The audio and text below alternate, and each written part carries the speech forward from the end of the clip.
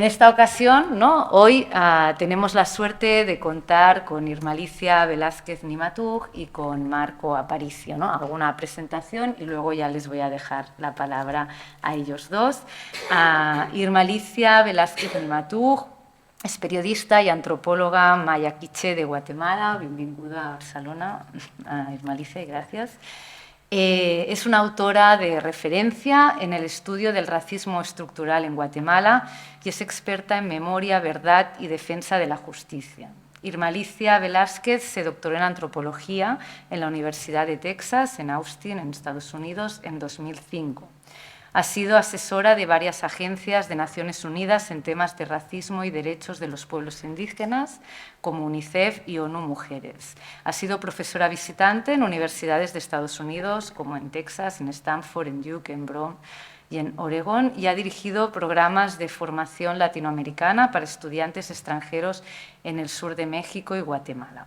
Durante 20 años ha sido columnista del diario El Periódico de Guatemala, en donde sus columnas semanales abordaban las inequidades y desafíos que enfrentan los pueblos subalternos. En el 2020 recibió el premio LASA Oxfam América Martin Diskin Memorial Lectureship por su trabajo académico y su activismo que reivindica la vida y las luchas indígenas. En esta ocasión nos hablará de su experiencia en juicios contra la violencia sexual hacia las mujeres indígenas durante el conflicto armado interno en Guatemala. En efecto, en 2010 dio su testimonio en el primer Tribunal de Conciencia contra la Violencia Sexual hacia las mujeres durante el conflicto armado.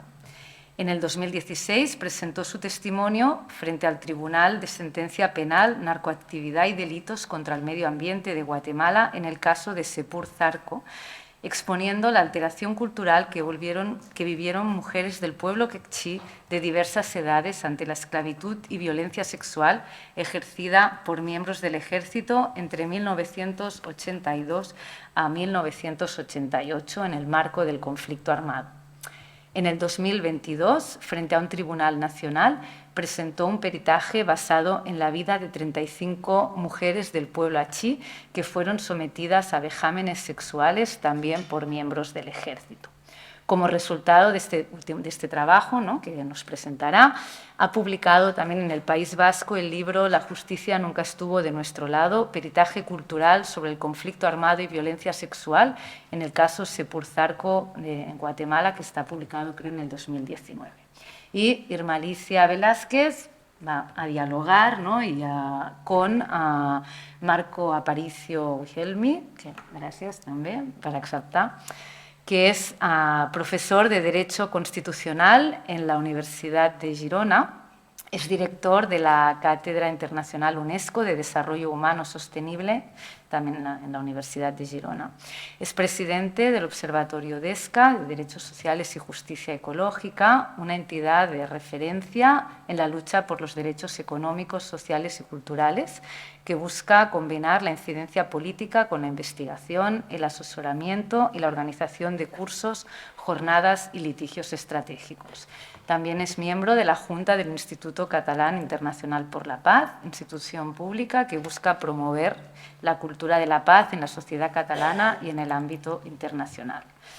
Marco Aparicio ha centrado su trabajo académico y su activismo social y político en la defensa de los derechos de las personas migradas, de los derechos colectivos de los pueblos indígenas en la América Latina y la lucha contra la impunidad de las empresas transnacionales responsables de la vulneración de derechos humanos y ambientales. Quisiera un poco explicar cómo es que llegamos a hacer peritajes culturales, cómo las mujeres indígenas de pronto terminamos en los tribunales y empezamos a hablar de lo que significaba la violencia sexual en contra de las mujeres indígenas. Guatemala vivió un conflicto armado de 36 años. Este conflicto inició legalmente, según Naciones Unidas, en 1960 y concluyó con la firma de los acuerdos de paz entre los 4 grupos guerrilleros y el Estado de Guatemala el 29 de diciembre de 1996. Se firman 11 acuerdos y dentro de los 11 acuerdos que se firma hay uno que se firma en 1995 y es el Acuerdo sobre Identidad y Derecho de los Pueblos Indígenas. Este acuerdo es el único documento que desde 1524 hasta 1996 reconoce que Guatemala posee pueblos indígenas. No hay un antecedente. Antes de 1995, los pueblos indígenas, que éramos la mayoría de la población, no teníamos un reconocimiento. Existía la categoría guatemalteco y bajo esa categoría estaban los pueblos indígenas. Esto implicó procesos de discriminación, procesos de explotación y procesos de marginación. A partir de los acuerdos de paz, entonces, empiezan los pueblos indígenas a usar estos espacios políticos. Dentro de estos se empieza a usar el espacio de alcanzar justicia, de buscar justicia. ¿Por qué? Porque durante los 36 años del conflicto armado, quienes más fueron afectados por este conflicto fueron los pueblos mayas de Guatemala. Los pueblos mayas tienen 24 pueblos a lo interno y además de esto, de tener 24 pueblos a lo interno, son la mayoría de la población. Para 1996 eran alrededor del 60 al 70%. Así que estamos hablando que la mayoría de población maya fue golpeada por esta guerra. Sin embargo, al iniciar los acuerdos de paz, los pueblos indígenas no participaron de estas negociaciones. Este es un punto muy importante a tomar en cuenta. Sin embargo, después de firmarse la paz, los pueblos indígenas empiezan a usar los espacios que han sido ganados a partir de ese momento. Uno de los temas era el tema del genocidio. Para 1996, la población maya empieza a demandar justicia por el genocidio que se vivió. Guatemala enfrentó genocidio en 6 de sus pueblos mayas: el pueblo Achí, el pueblo Ixil, el pueblo Canjobal, el pueblo Cachiquel, el pueblo Sutujil y un pueblo más. De los 6 pueblos, es el pueblo Ixil el que más avanza en sus demandas y es el pueblo que lleva a Ríos Montt a los tribunales. Paralelamente, el pueblo Achí y el pueblo Quechí es el otro. Y el pueblo Achí es el que también va buscando los tribunales para poder avanzar en su lucha por justicia transicional. El tema del genocidio era un tema difícil de construir todo lo que era un file para llevarlo a los tribunales. El tema de violencia sexual era mucho más difícil, porque ¿cómo se probaba que las mujeres indígenas habían vivido la violencia sexual si muchas de las mujeres indígenas no querían hablar? Tenían un temor profundo de hablar de lo que había significado en sus cuerpos. Es hasta que las señoras de Sepurzarco son las primeras que empiezan a hablar. Y ellas empiezan a hablar a través de lo que dijo Gema, el primer tribunal de conciencia en contra de la violencia sexual que se da en 2010 en Guatemala. Ese primer espacio es en donde escuchamos por primera vez a las mujeres mayas que vivieron esa violencia sexual. Para ese momento, todas las mujeres que declaran lo hacen con el rostro cubierto y lo hacen en espacios en donde su rostro no es visto. ¿Por qué? Porque tenían miedo a la represión profunda que existía en ese momento. Es en ese momento en donde el caso de Sepurzarco se evidencia con profundidad y a partir de ese primer tribunal de conciencia se decide empujar el caso en los tribunales. Paralelamente, las mujeres del pueblo Achí también empiezan a preparar sus casos. En el caso de genocidio, Rigoberta Menchú Tum, quien ganó el Premio Nobel de la Paz en 1992, es la primera que pone una denuncia por genocidio, tanto en Guatemala, y cuando cierran el caso en Guatemala, lo pone en audiencia española. Aquí en audiencia española es en donde el tema de genocidio avanza por primera vez a nivel internacional. Y aquí el juez demanda que 8 militares sean detenidos y sean traídos a España para ser llevados a juicio. Esto, sin embargo, no se logra porque los tribunales nacionales les dan impunidad a estos 8 militares. Sin embargo, al no abrirse esa posibilidad, se empieza entonces a pensar en la posibilidad de plantear en tribunales nacionales el delito de genocidio y el delito de violencia sexual. Yo empiezo a trabajar entonces con hermanas que han vivido la violencia sexual. y empiezo también a documentar. Como antropóloga social, mi trabajo implicó acompañar, tratar de conversar con ellas, tratar de entender desde mi perspectiva cómo ellas querían que este proceso avanzara. Así que hice primero el peritaje para Sepursarco, trabajé con las hermanas del pueblo quechí y con ellas trabajé durante 2 años para preparar ese peritaje. El juicio de Sepursarco fue en el año 2016. El juicio se ganó por primera vez a nivel mundial. Un tribunal nacional condenó a 2 militares, uno a 120 años de prisión y el otro a 240 años. El pueblo achí tuvo que esperar algunos años después y llevamos entonces el caso de la violencia sexual contra las mujeres achí a los tribunales. Quisiera mencionar que el juicio por justicia, por la violencia sexual en contra de mujeres maya achí, fue llevado por 3 abogadas mayas. Esto es histórico porque antes de esto las abogadas mayas no habían llevado juicios de este nivel en los tribunales nacionales. Pero también es una muestra de cómo las mujeres indígenas profesionales empezaron con su conciencia, con sus conocimientos, a acompañar a sus propios pueblos. Y esto entonces fue fundamental. Yo voy a compartir con ustedes la metodología, no todo el contenido del peritaje, sino la metodología que utilicé para realizar este peritaje con las señoras del pueblo achí. Para empezar a hablar de esta violencia sexual que viven las mujeres del pueblo achí, hay que empezar diciendo que el Estado de Guatemala en la década de 1970 tuvo un objetivo: destruir a Rabinal. Destruir al municipio de Rabinal, que es un municipio achí de mucha importancia en el norte del país.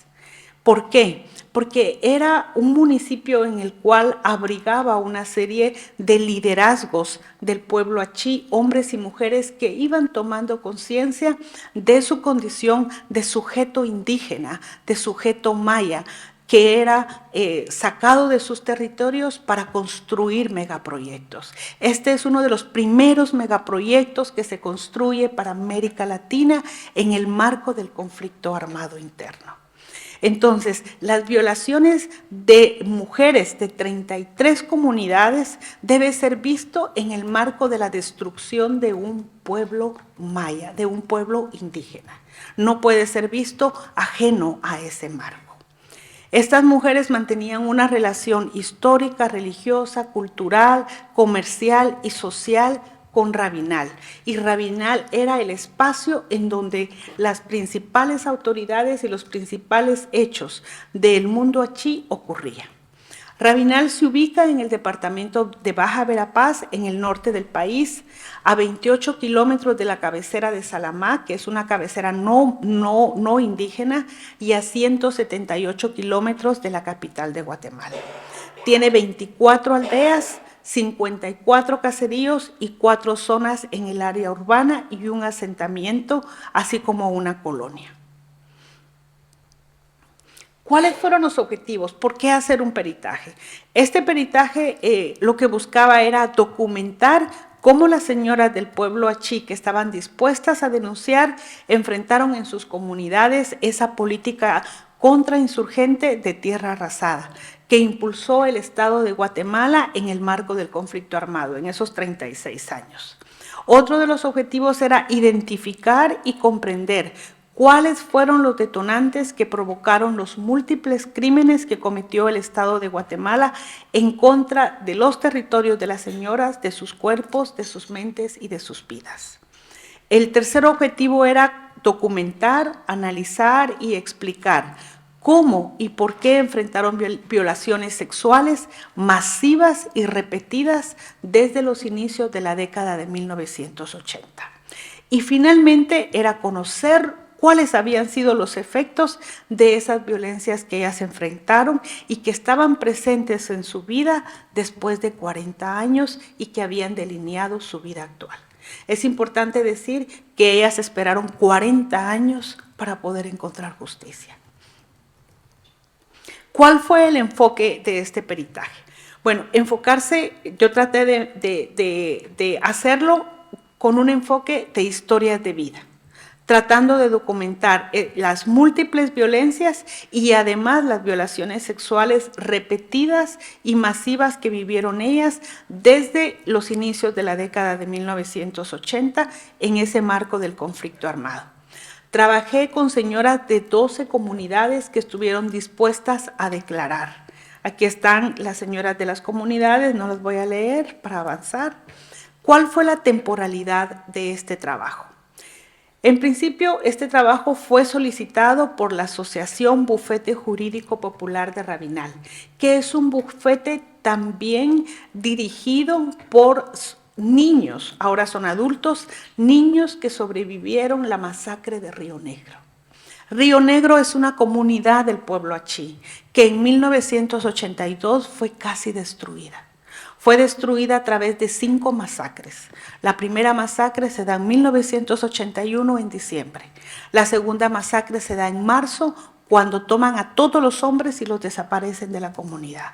La masacre más grande se da en marzo de 1982, cuando matan a más de 102 mujeres y niños que habían sobrevivido en el Cerro Chichupac. La cuarta masacre se da persiguiendo a los sobrevivientes y la última masacre se da en septiembre, ya entre el límite del departamento de Baja Verapaz y del Quiché.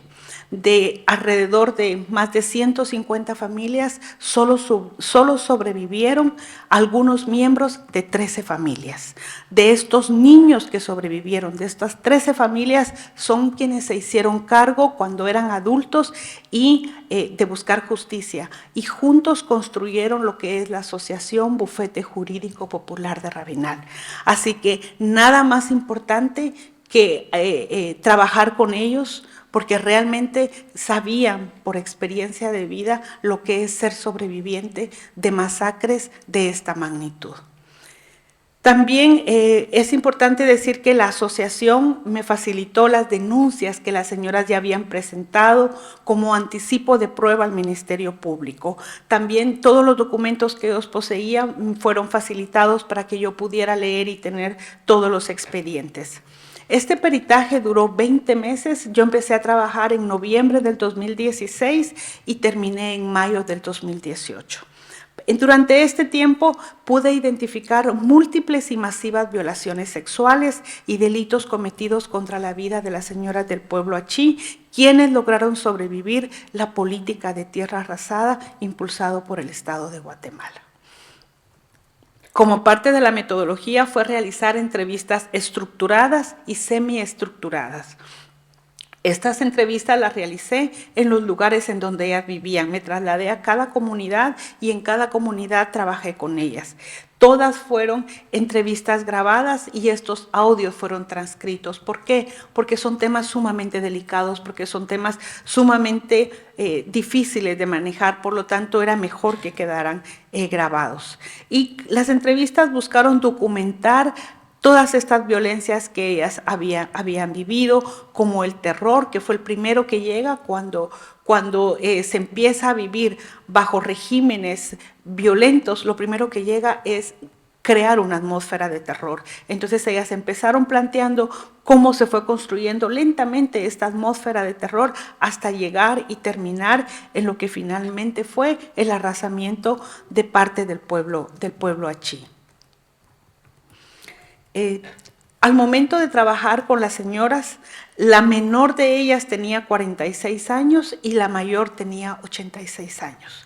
Es decir, que cuando ocurrieron las violencias sexuales, la menor tenía 12 años y la mayor tenía 52 años. Estamos hablando entonces que el ejército violó niñas. Sin embargo, en el juicio no se habló de niñas, se les generalizó a todas como mujeres. O sea, aquí vemos también que hay una debilidad en los sistemas de justicia, porque aquí se violaron niñas y debió aplicarse otro tipo de estrategia para buscar justicia. Las entrevistas tenían 3 objetivos, trabajar en 3 periodos diferentes.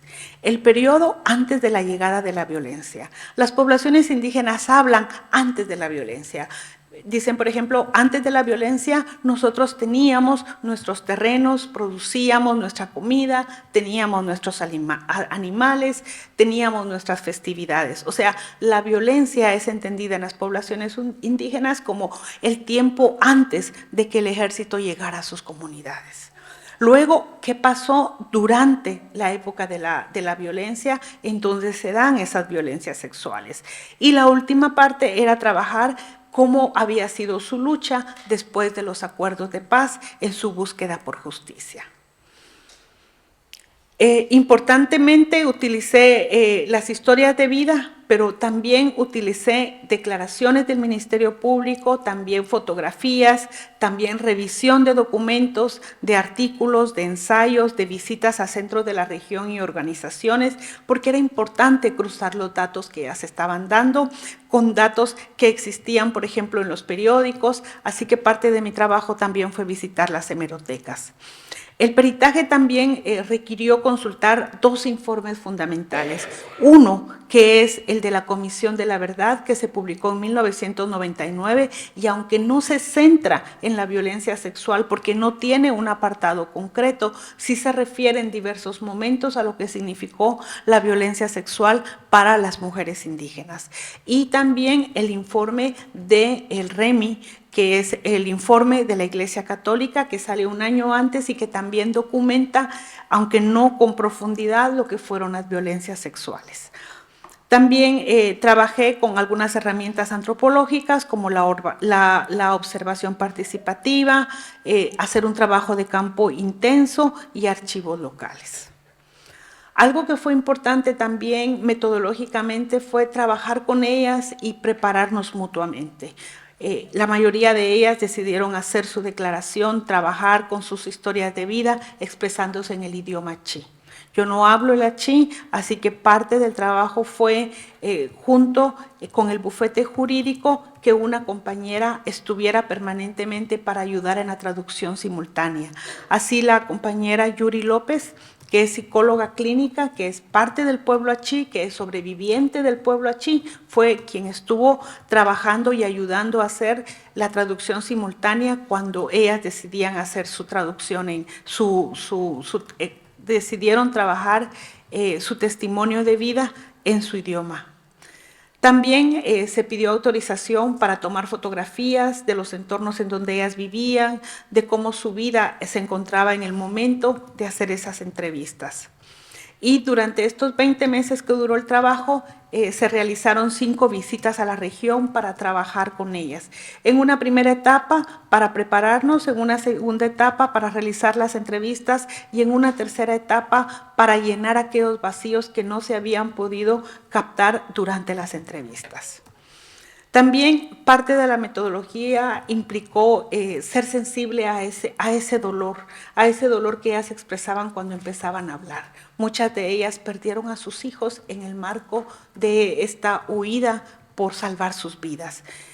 Así que fue muy difícil para ellas a veces trabajar, así que parte de esto significó que cuando ellas quisieran parar la entrevista, tenían todo el derecho de pararlo, que no se iba a obligar en absoluto a que siguiéramos grabando, y que si querían podíamos seguir con su historia y que si no querían no íbamos a seguir. Sin embargo, ninguna de ellas dijo no. Todas dijeron, esto es doloroso, pero esto tenemos que hacerlo porque queremos justicia. Para nosotros, para saber dónde están nuestros seres que desaparecieron y para que esto no vuelva a pasar a las mujeres que vienen detrás de nosotras. También fue doloroso porque muchas de ellas vivieron abortos espontáneos después de las violaciones. Algunas porque algunas estaban embarazadas de sus esposos y estando embarazadas son violadas por miembros del ejército. Y esto les provocó embarazos. Esto implicó para ellas un sufrimiento profundo. Otras no estaban embarazadas, pero al ser violadas por miembros del ejército, meses después también vivieron abortos. Otras resultaron embarazadas y tuvieron a sus hijos. Para ellas era muy difícil también hablar de que sus hijos eran productos de estas violaciones sexuales del ejército. También fue difícil porque ellas hablaban de cómo fueron desplazadas, cómo buscaron o fueron desplazadas, cómo buscaron refugio, cómo buscaron sobrevivir, porque se quedaron absolutamente sin nada, solamente con el huipil y el corte que tenían puesto. Y cómo huyen a Rabinal, otras huyen a la ciudad capital y se emplean como en las ventas de tortillas, para hacer tortillas o para trabajar en las casas. Otras regresan a las fincas de algodón para trabajar y recoger algodón o cardamomo, o también se van al norte a trabajar en estas fincas. También muchas fueron reasentadas en aldeas modelo que crea concretamente el general Efraín Ríos Montt, y ahí fueron controladas, monitoreadas y vivieron en condiciones de pobreza, de intimidación, de opresión y de muchas restricciones. Este fue el contenido del peritaje que propuse al bufete jurídico. Tener primero un contexto histórico-social. No podemos hacer un peritaje que va a los tribunales si no tenemos un contexto histórico-social. Esto es importante, ubicar de qué región estamos hablando, ubicar la historia de esta región, pero también ubicarla en el marco de la historia nacional. Luego, un marco teórico. Para este marco teórico trabajé todo lo que eran los conceptos de cultura, también los conceptos de Estado moderno. ¿Qué entendemos por Estado moderno? ¿Qué es un Estado moderno para pueblos indígenas? ¿Cuál es la función de un Estado? ¿Cumple un Estado moderno las funciones hacia las demandas de los derechos colectivos e individuales de los pueblos indígenas? También el racismo, cómo el racismo es parte fundamental de estas violencias sexuales. También el trabajo de las cosmovisiones mayas era importante para poder entender lo que se había quebrado dentro de las mujeres y dentro de su cultura. También las condiciones de vida actuales, hacer una comparación entre lo que eran y lo que terminaron siendo. También hablar de los megaproyectos, porque aquí el megaproyecto tuvo un rol fundamental para que se realizaran estas atrocidades que ellas vivieron. También hay un capítulo dedicado a los quiebres culturales, y luego se presentan dos casos concretos, el de la aldea Chichupac y el de la aldea Río Negro. La aldea Río Negro es la que les mencioné, en donde quedan apenas sobrevivientes de 13 familias. Luego las conclusiones y la bibliografía que se utilizó. Muy brevemente, algo que es importante para el caso de estos peritajes es el tema del contexto. Y aquí era importante trabajar el Plan de Seguridad Nacional que impulsó el Estado de Guatemala, concretamente a través del Ejército, y que fue dentro de la campaña contrainsurgente en la década de 1980. Y para esto creó y construyó un destacamento militar en el municipio de Rabinal. Este destacamento militar fue fundamental porque en este destacamento, desde aquí salían las órdenes para los ataques a la población indígena, pero también para cometer violencia sexual contra las mujeres indígenas. De hecho, muchas mujeres indígenas fueron detenidas en el mercado de Rabinal cuando de sus comunidades iban a vender sus productos. Ahí eran detenidas, llevadas a este destacamento, y muchas fueron violadas en el destacamento y muchas fueron asesinadas en el destacamento. Con algunas de las que sobrevivieron fueron con las mujeres que yo pude hablar. También este plan, el Plan de Seguridad Nacional, cubría 5 etapas. No vamos a hablar aquí de las 5 etapas porque no avanzaríamos, pero solo me voy a referir a una de las etapas de este plan, que era el Plan Victoria 82. El Plan Victoria 82 se refiere al año a Ríos Montt, a cómo él vino e impuso en 1982 lo que él sentía que era el plan que iba a transformar Guatemala y que significaba arrasar con toda la guerrilla. Y el Plan 82 fue de la mano con Operación Ceniza. O sea, solo el nombre lo dice, ¿no? Operación Ceniza. O sea, era quemar todo y convertir todo en ceniza.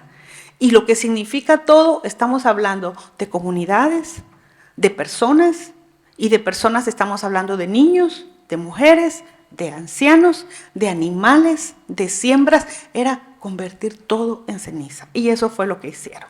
O sea, era arrasar la tierra y esto implicaba supuestamente una contraofensiva antiguerrillera. Esto inició en abril de 1982 en la región Achí.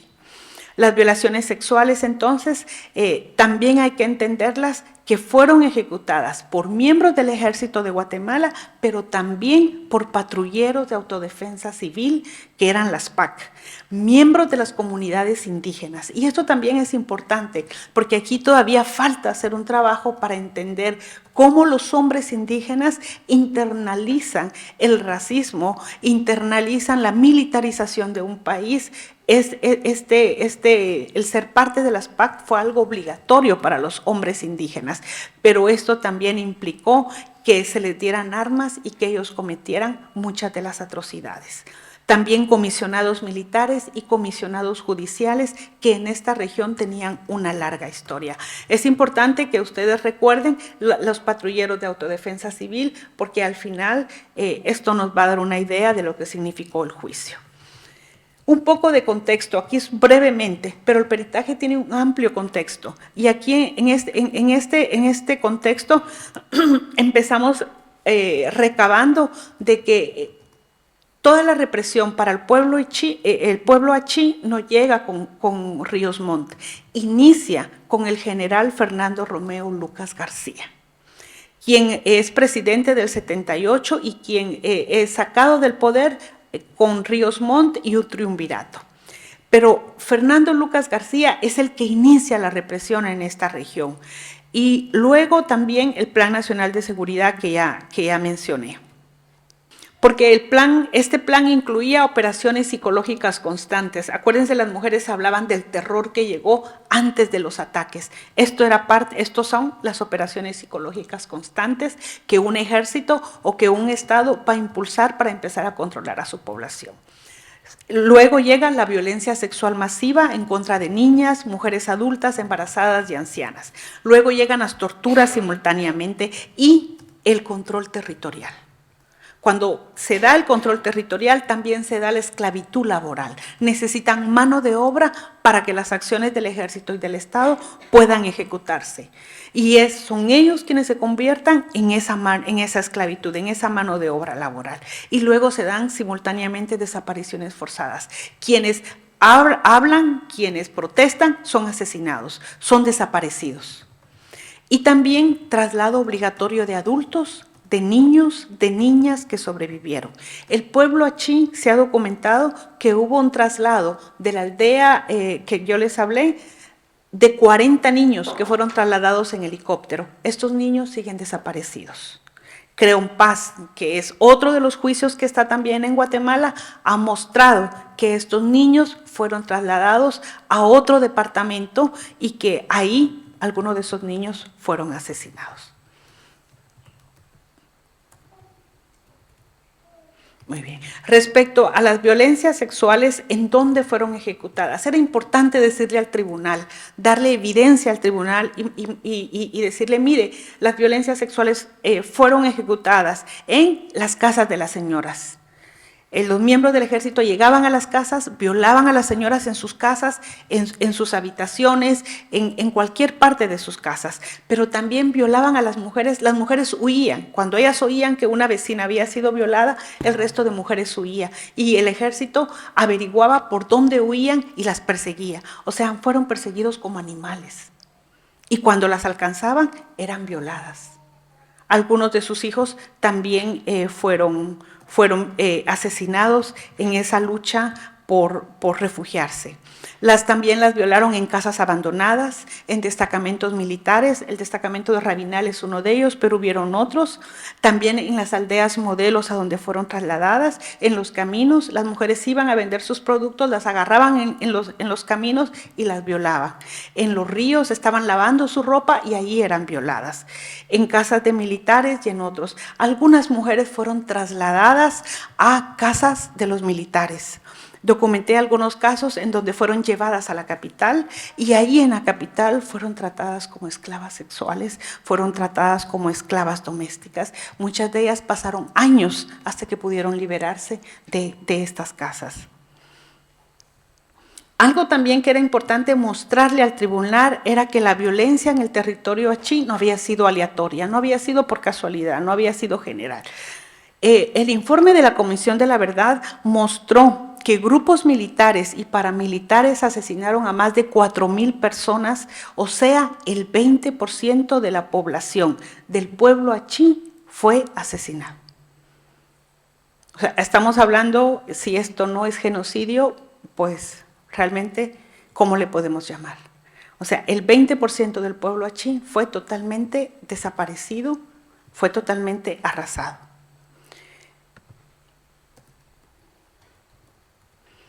También es importante mostrar que la Comisión de la Verdad documentó que los responsables del destacamento militar en Rabinal dirigieron la casi totalidad de violaciones de derechos humanos atribuibles a agentes del Estado cometidos en la región. También usaron la hazaña con la que ejecutaron los ataques contra el pueblo achí. Las víctimas eran civiles no armados. No estamos hablando de población, de miembros de guerrilla, estamos hablando de población civil totalmente desarmada que fue tomada, que fue violada o que fue asesinada. La mayoría de las acciones de la guerrilla en esa región solo eran de propaganda. O sea, y eran miembros de la guerrilla que llegaban, hacían propaganda en la región y se iban. El ejército culpó a toda la población, se ensañó contra ellos y por eso cometió estos crímenes atroces. ¿Cómo explicábamos qué había sido la violencia sexual al tribunal? Bueno, aquí se mostró que la violencia había sido utilizada como una herramienta de terror y aniquilamiento, que se utilizó de forma indiscriminada en amplias zonas rurales de lo que entonces era esta área de Guatemala. Vamos a pasar esto y lo que quiero mostrarles es un poco el tema de que las violencias sexuales para el caso de Guatemala no pueden ser trabajadas separadas del racismo histórico y estructural.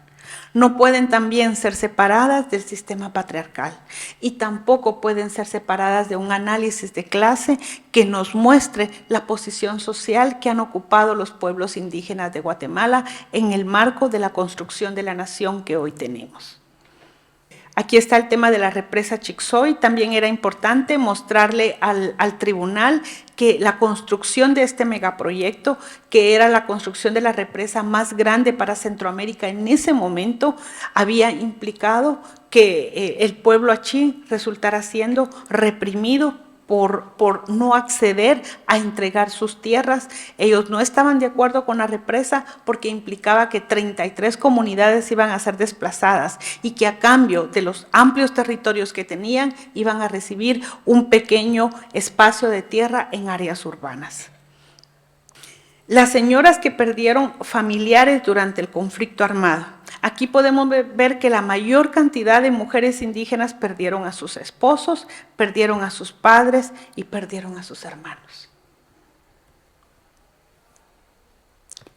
En términos de temas materiales, ¿cuáles son las pérdidas de las señoras? La mayoría perdió su casa y perdieron sus cosechas. En pocas palabras, las 35 mujeres con las que trabajamos perdieron su casa, perdieron su cosecha, fundamentalmente, y todo lo demás que poseían.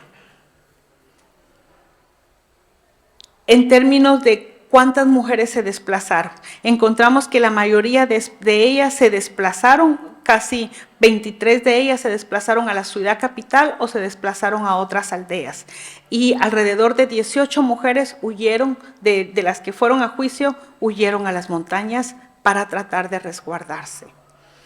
¿Cuántas mujeres fueron esclavizadas por agentes del Estado durante el conflicto armado? De ellas encontramos que 5 de ellas fueron esclavizadas en la aldea modelo de Chichupac, que fue construida por el Ejército de Guatemala.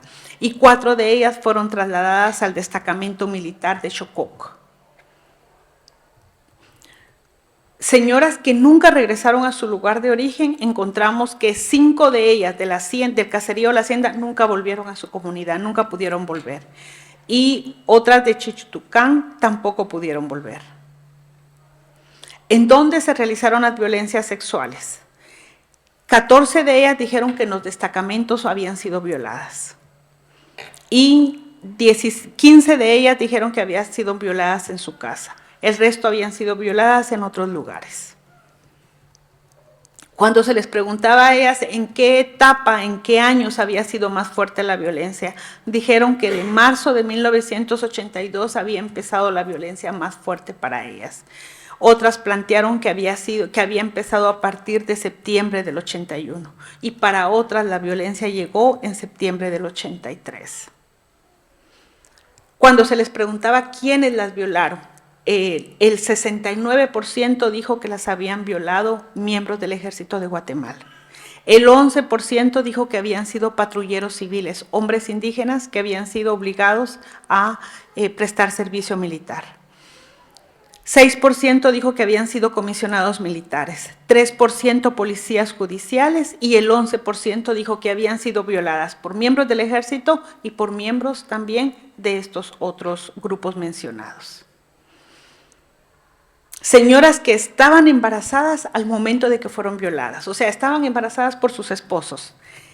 Estaban embarazadas, el 26% de las que se entrevistaron estaban embarazadas por sus esposos y fueron violadas por miembros del Ejército. El 66% no estaban embarazadas. Y un 8% de mujeres que acababan de dar a luz a sus hijos fueron embarazadas, fueron violadas. Esto significa que ellas estaban recuperándose, estaban amamantando, iniciando el amamantamiento de sus hijos cuando fueron violadas. En Rabinal encontramos lo siguiente que no encontramos en el caso de Sepurzarco. Aquí encontramos que familias completas fueron golpeadas por las violencias sexuales. Aquí tenemos, por ejemplo, la familia de Rafael Ojón. Fue violada la madre, fue violada también la hija, fueron violadas 2 de las hijas de la familia de Rafael Ojón. Tanto la madre como las 2 hijas fueron violadas. La familia de Tecú Ojón. Aquí en esta familia fueron violadas 2 hermanas. La familia Ixpatá Rodríguez Alvarado. Aquí fueron violadas 2 primas. En el caso de la familia Alvarado Enríquez, fueron violadas las 3 hermanas. Ninguna hermana pudo escapar a las violencias sexuales. En la familia de Teresa Cajaj Cahuec y Antonia Valey fueron violadas las concuñas. Y en la familia Mendoza y familia Chen fueron violadas las cuñadas. Es importante hacer notar que en varias de estas familias fueron violadas muchas veces por los tíos o los primos. Y cuando yo les preguntaba a ellas por qué fueron violadas por los tíos y por los primos, ellas decían que altos miembros del ejército llevaban a los tíos o a los primos y les pedían que violaran a sus tías o que violaran a sus primas. Y algunos decían, mire, yo no puedo violar, ella es mi tía, yo no puedo violarla. Si yo voy a violar a mi tía, esto es romper una regla muy grande en mi comunidad y en mi familia. Y eran obligados o eran asesinados ahí, quienes se negaban a hacerlo. Y una de las señoras entrevistadas dijo, mi sobrino me pidió perdón y dijo, tía, yo no quiero hacer esto, pero si no lo hago, me van a matar aquí. Y entonces violó a su tía y luego violó a sus primas. Este caso de ver cómo familias completas fueron destruidas dentro de las propias comunidades era un patrón importante y clave del Ejército de Guatemala para poder destruir a todo un pueblo y a toda una comunidad. Voy a terminar con lo siguiente.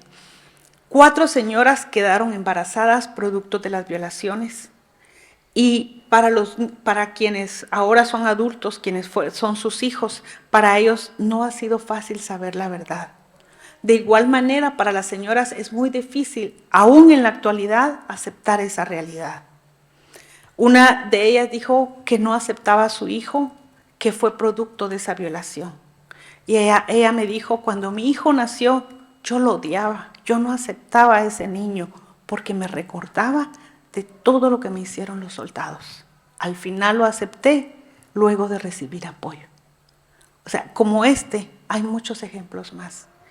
El juicio inició el 5 de enero del 2022 y terminó el 24 de enero del 2022, condenando a 5 miembros de patrulla de autodefensa civil que fueron algunos de los violadores de estas 35 señoras.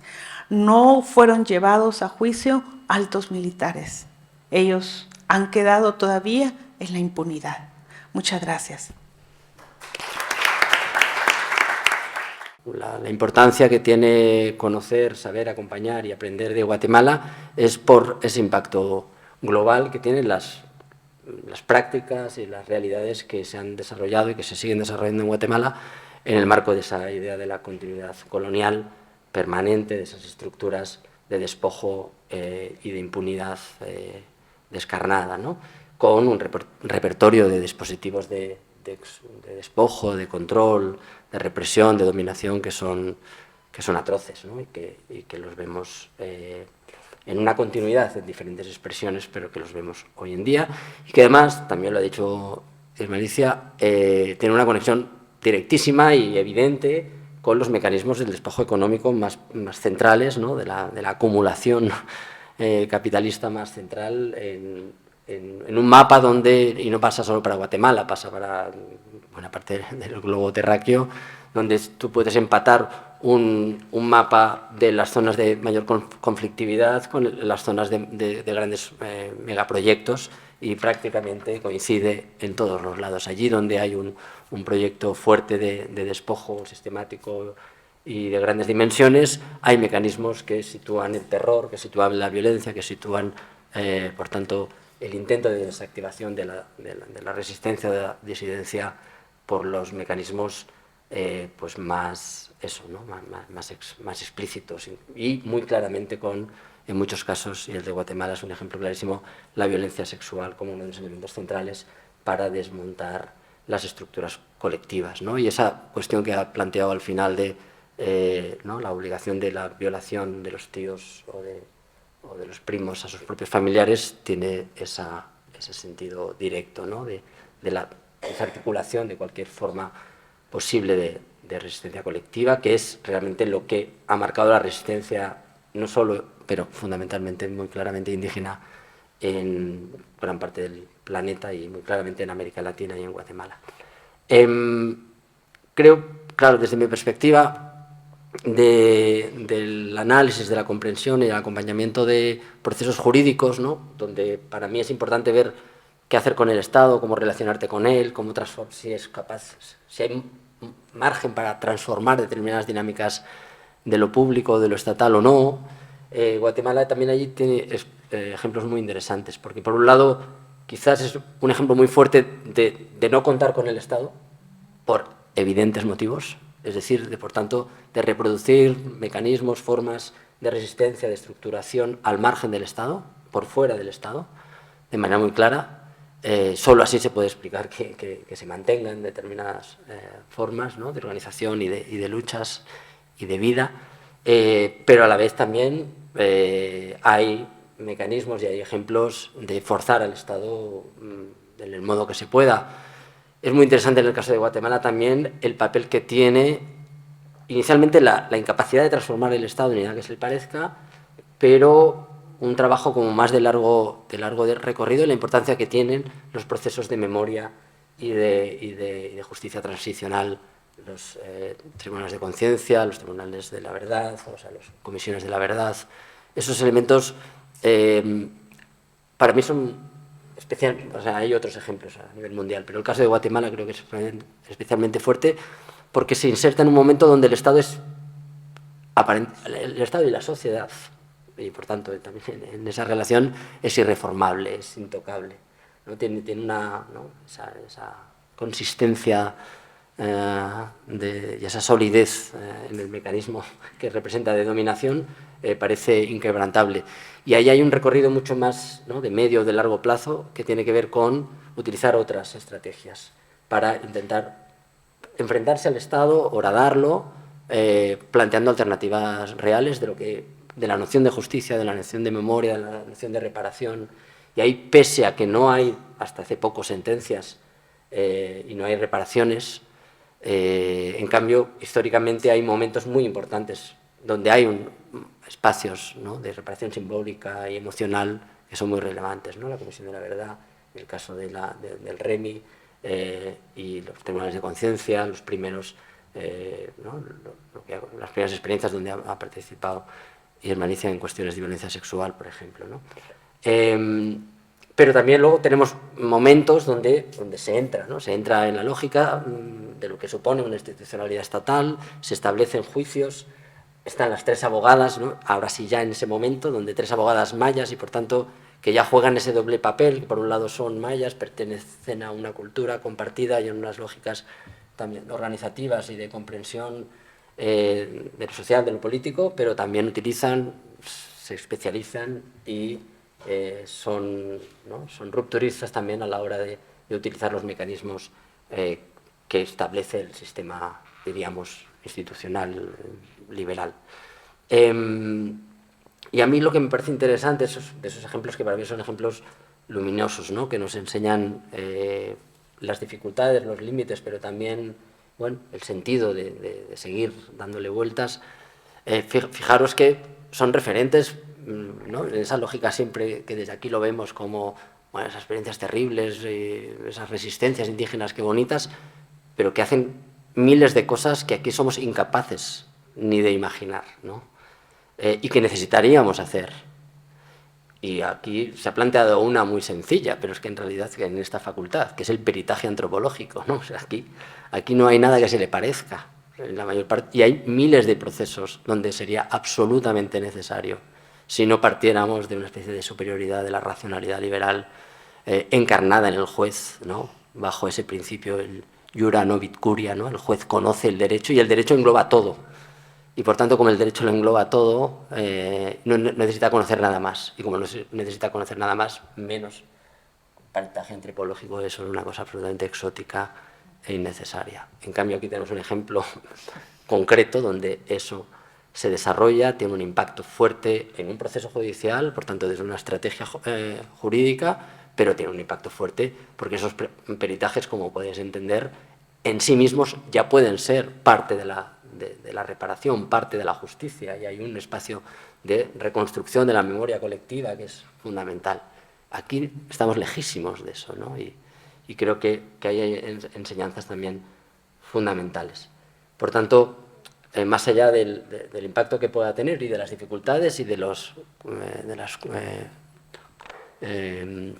contraprestaciones que pueda tener el uso del derecho, el uso de las estrategias jurídicas y jurisdiccionales en este caso, lo interesante para mí es reflexionar y tratar de aprender en qué otros, ¿no?, qué otros avances, qué otros espacios de ruptura están forzando, ¿no? Y creo que lo están haciendo.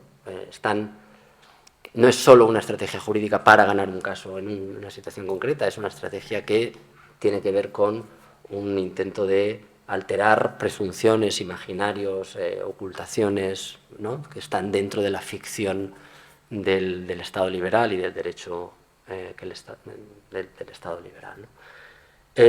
A veces son casos concretos, es un proceso judicial, a veces son procesos políticos más amplios, ¿no? Podemos saltar con otras experiencias en Latinoamérica claramente, como Bolivia o como Ecuador, ¿no?, de qué manera entran y qué recorrido tienen y qué implican desde el punto de vista de ese forzar o tratar de alterar determinados conceptos imaginarios, nociones, instituciones jurídicas, etcétera, ¿no? Bueno, ahí hay mucha cosa. Y finalmente, yo creo que lo mejor es que intervengáis vosotras y conteste ella. Han salido elementos que son tan de actualidad para nuestra realidad, si queréis más cercana, pero también de nuestra realidad más hiriente, como es genocidio, como son violencias sexuales, como es la necesidad de verdad, memoria, verdad y justicia. Hoy mismo acaba de salir que, oh, milagro, el Tribunal Constitucional, bueno, que eso lo llevo a mi ámbito, pero bueno, creo que tiene que ver, los 2 magistrados medio progres del Tribunal Constitucional han propuesto llevar al Pleno 2 recursos de amparo en temas de torturas y delitos contra la lesa humanidad, incluidos dentro de la Ley de Amnistía del 77. Bueno, no sé qué va a pasar, pero al menos son causas que caen en una sala, ¿de acuerdo?, de resolución del recurso de amparo, proponen llevarlo al Pleno y, por tanto, va a haber un debate. Espero que al menos haya un debate, porque hasta ahora no ha habido un debate. Todos los casos que han llegado al Tribunal Constitucional se han inadmitido a trámite directamente. Se ha considerado que no son casos que tengan relevancia constitucional y han considerado que la ley de amnistía del 77, una ley de punto final, que ha amnistiado delitos de lesa humanidad, por tanto, contrario al ordenamiento de nacional jurídico de derechos humanos, precluía el caso, imposibilitaba ningún tipo de respuesta, ¿no? Bueno, hay dos, Ramón Sáez y Balaguer Callejón, que incorporan al menos este cuestionamiento, ¿no? Bueno, así estamos aquí. O sea, en realidad, en que es milagro que, pues eso, 50 años después y más, se pueda llegar a discutir sobre si algunos de los efectos de la ley de amnistía sencillamente deben ser anulados porque son contrarios al ordenamiento jurídico internacional y que no pueden contener una ley de amnistía esas